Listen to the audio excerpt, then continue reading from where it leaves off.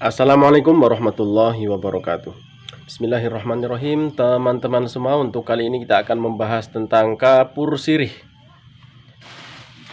Jadi cara menggunakan kapur sirih sebagai pengental cincau. Jadi pengental cincau itu banyak sekali. Cuma yang sering kita gunakan adalah abu daun pisang atau abu dapur. Cuma kemarin tuh banyak banget dari teman-teman kita yang bertanya, Kang, kalau abu daun pisangnya itu diganti dengan kapur sirih itu bagaimana? Oke, jadi sebenarnya bisa juga. Cuma jangan keliru memilih kapur sirih. Jadi kapur sirih yang digunakan untuk pengental cincau itu sebenarnya terbuat dari abu kerang ya teman-teman. Mungkin kalian belum tahu, sebagian dari kalian belum tahu apa itu kerang. Nah, kita akan ambilkan contoh bentuknya. Ya, seperti ini ya teman-teman, penampakan kerang. Kerang ini kalau dibahasakan Indonesia itu semacam siput. Nah, semacam siput ini adanya di sungai ya teman-teman. Ini adanya di sungai. Biasanya kalau airnya itu mengering, ini banyak yang tampak ini kerangnya ini. Nah, ini bisa dibikin kapur sirih dengan dibakar dan ditumbuk, kemudian dikasih air, diaduk, maka akan menjadi kapur sirih. Nah, ini yang digunakan untuk pengental cincau dari kapur sirih. Nah, ini kapur sirih ini aku tadi beli di pasar. Ini belinya di pasar ya teman-teman. Kapur sirih ini bukan kapur yang ada di toko bangunan atau gamping, itu bukan ya teman-teman. Tapi ini kita dapatkan di pasar. Beda, bentuknya berbeda.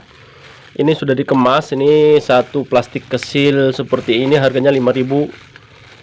Maka kalau teman-teman ingin cari kapur sirih, nah itu biasanya di pasar. Itu yang jualan biasanya ibu-ibu yang menyediakan peralatan untuk nginang. Nenek-nenek itu biasanya dia nginang pakai gambir dan pakai suruh. Nah itu, atau pakai apa itu, peralatan nginang. Nah itu dia pakai seperti ini. Nih segini ini. Nah ini harganya 5.000 ya teman. Sedikit sekali ini, cuma segini nih. Ini sudah dicampur air. Nah ini sudah dicampur air. Nah ini sudah dicampur air. Nanti cara membikinnya. Nah ini cara membikinnya, kita ambil, kemudian kita masukkan ke dalam air, kemudian kita tunggu semalam sampai ini betul-betul larut airnya. Yang beningan itu yang kita ambil, air yang beningnya yang di atas itu yang kita ambil. Untuk ampas-ampasnya ini kita tinggalkan di bawah. Kapur sirih ini juga biasa dipakai untuk kue ya teman-teman. Pakai untuk kue, atau biasanya untuk campuran membuat rempeyek. Biasanya ibu-ibu membuat rempeyek itu dikasih sedikit kapur sirih ini. Cuma kita campurkan beningannya. Jadi cara untuk membuat pengental cincau dari kapur sirih ini, kita siapkan dulu. Ini langsung praktek. Air gelas kecil seperti ini. Ini enggak penuh airnya, kita kasih setengah sendok ya teman-teman. Kita ambilkan ini kapur sirihnya, ini setengah sendok. Kita ambilkan setengah sendok, kemudian kita aduk.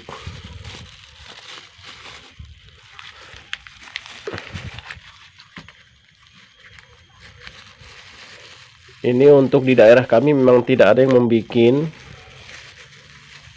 jadi harus beli di pasar.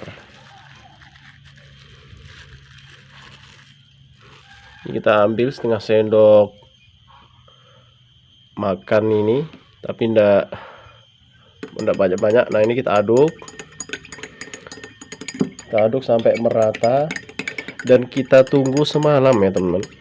Kita tunggu semalam sampai betul-betul larut, sehingga yang di atas ini memang beningannya. Ini untuk ampas-ampasnya mengendap di bawah. Nanti kalau sudah bening, besok baru kita bikin untuk campuran buat cincau ya teman-teman. Apa nggak bahaya? Insya Allah tidak bahaya, karena ini juga sering digunakan untuk nenek-nenek nginang ya teman. Nenek nginang itu emang pakai kapur sirih ini. Banyak nenek-nenek yang pakai, cuma kita kan pakainya nggak banyak-banyak, secukupnya. Jadi seperti itu ya teman-teman. Ini kita tunggu sampai mengendap bening, baru kita ambil beningannya besok pagi. Jadi caranya seperti itu untuk membuat pengental cincau dari kapur sirih. Jadi seperti itu ya teman-teman semua. Yang kemarin tanya-tanya tentang kapur sirih itu dapatnya di mana, itu kita bisa beli di pasar terdekat di daerah Anda, ataupun kalau kita mau bikin sendiri juga bisa. Kita cari kerang yang di sungai-sungai itu. Biasanya kalau lagi surut airnya itu banyak kerang-kerang yang timbul atau tampak. Itu kita ambil, kita keringkan, kemudian kita bakar.